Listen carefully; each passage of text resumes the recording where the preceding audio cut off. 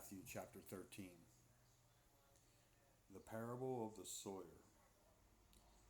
That same day Jesus went out of the house and sat by the lake. Such large crowds gathered around him that he got into a boat and sat in it, while all the people stood on the shore. Then he told them many things in parables, saying, "A farmer went out to sow his seed. As he was scattering the seed, some fell along the path, and the birds came and ate it up. Some fell on the rocky places where it did not have much soil.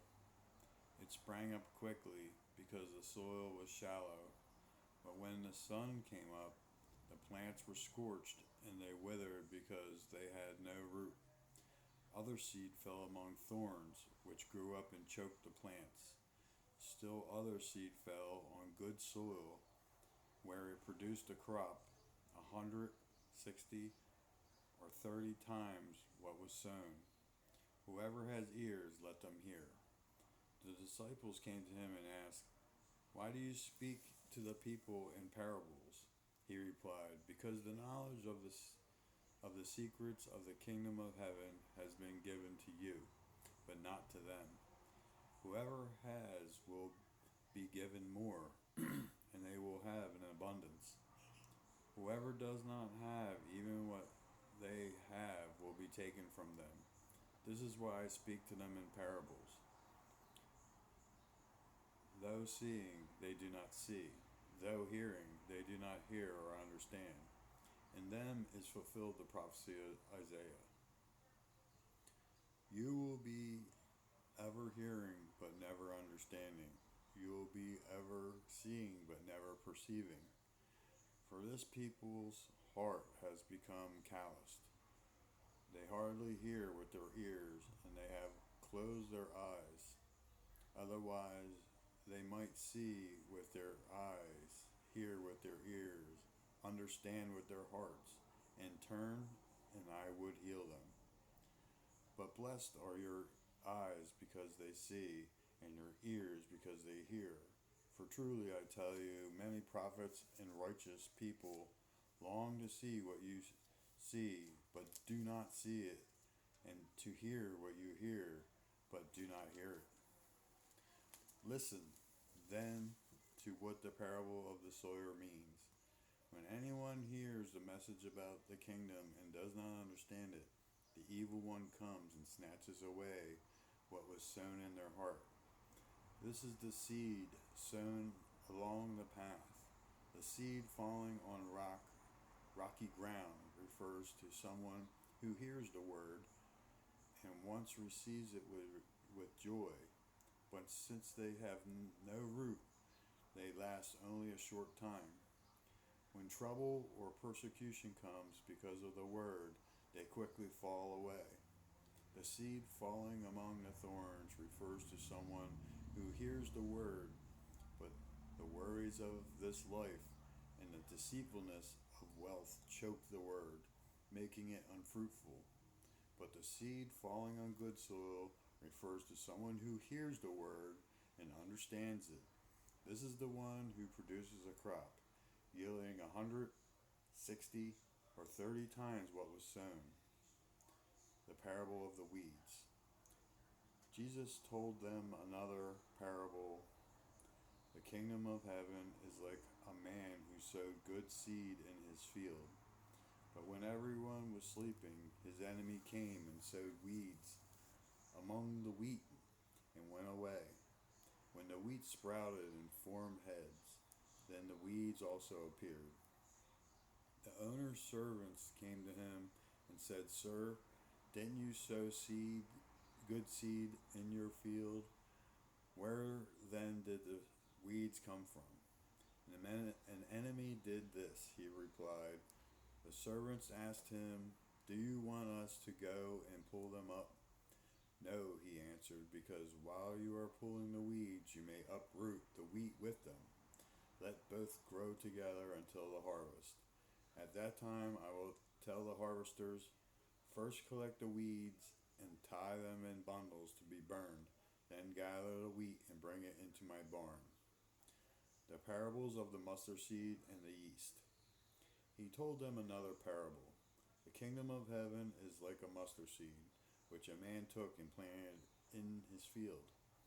Though it is the smallest of all seeds, yet when it grows, it is the largest of garden plants and becomes a tree, so that the birds come and perch in its branches. He told them still another parable. The kingdom of heaven is like the yeast that a woman took and mixed into about 60 pounds of flour until it worked all through the dough. Jesus spoke all these things to the crowd in parables. He did not say anything to them without using a parable. So was fulfilled what was spoken through the prophet. I will open my mouth in parables. I will utter things hidden since the creation of the world. The parable of the weeds explained. Then he left the crowd and went into the house. His disciples came to him and said, "Explain to us the parable of the weeds in the field."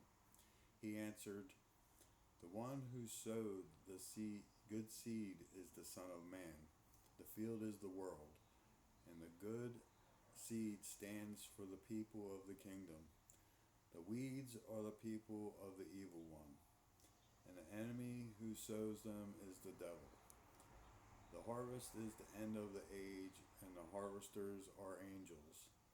As the weeds are pulled up and burned into the fire, so it will be at the end of the age.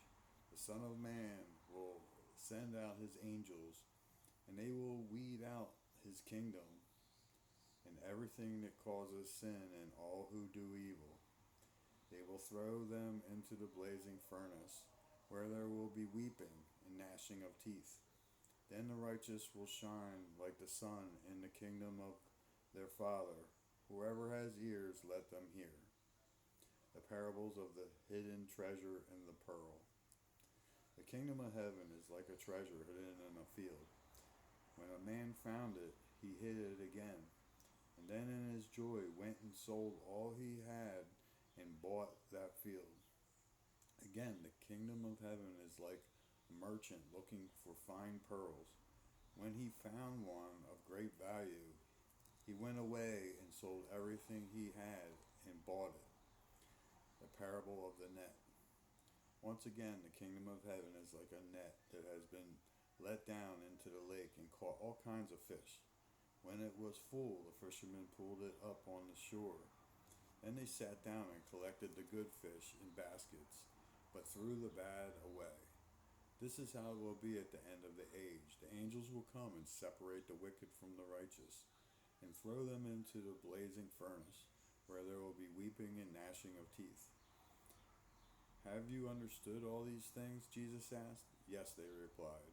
He said to them, "Therefore every teacher of the law who has become a disciple in the kingdom of heaven is like the owner of a house who brings out of his storeroom new treasures as well as old." The prophet without honor. When Jesus had finished these parables, he moved on from there.